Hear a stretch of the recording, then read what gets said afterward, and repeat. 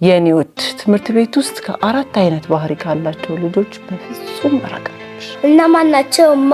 አንደኛ የማይረባ ነገር እንድታደርጊ ከሚነግሩሽ ልጆች፣ ለምሳሌ ከሱቅ ዕቃ መስረቅ ትችያለሽ ወይም ከፎቅ ላይ መስለል ትችያለሽ የሚሉሽ ልጆች። እንደዚህ አይነት ልጆች ስለ ውጤቱ በፍጹም አያስቡ።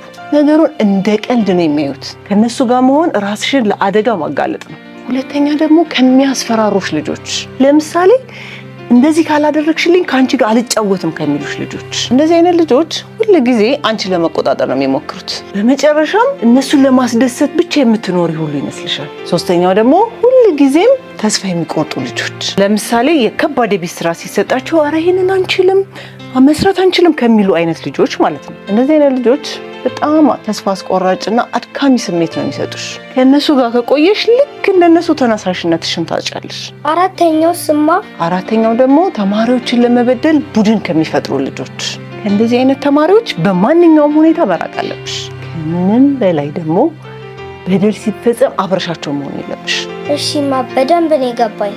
ጎበዝ ልጅ። ትምህርት ቤት መጽሐፍ የምታነብበት ብቻ ሳይሆን ስለ ሰዎችም የምትማሪበት ቦታ ነው። ጥሩ ጓደኞችን ምረጪ፣ ያኔ ህይወት ቀለል ይልልሻል።